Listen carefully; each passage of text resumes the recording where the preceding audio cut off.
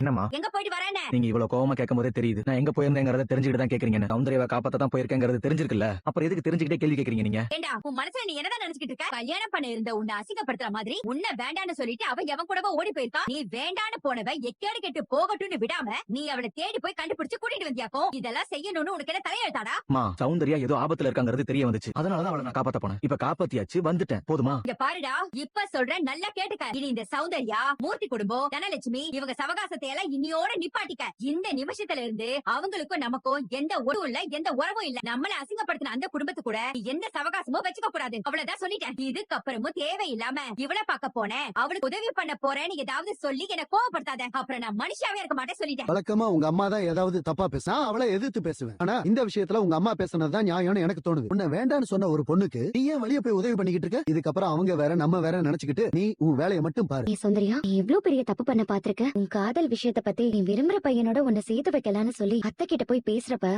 சின்ன வயசுல இருந்து அவ எடுக்கிற முடிவு எல்லாமே இங்க பாரு. இதுக்கப்புறமாவது கொஞ்சமாவது ஜாக்கிரதையா இரு. அக்கா, அன்னைக்கு ராத்திரி உங்ககிட்ட எத்தனை தடவை படிச்சு சொன்னோம். இப்படியாக்கா ஓடி போய் நீ கொஞ்சம் நிறுத்துறியா? ஓடி போனந்தான், அப்ப நடந்துருச்சுதான். என்ன காதலிச்சவன் என்ன ஏமாத்திட்டு போனான். அதுக்காக நீ எல்லாம் வந்து எனக்கு அட்வைஸ் பண்ணணும்னு அவசியம் இல்ல. இந்த மாதிரி சாக்கு வச்சுட்டு எல்லாரும் வந்து அட்வைஸ் பண்ணிட்டு இருக்காதீங்க. முதல்ல கிளம்ப. நீ திருந்திட்டேன்னு நினைச்சேன்.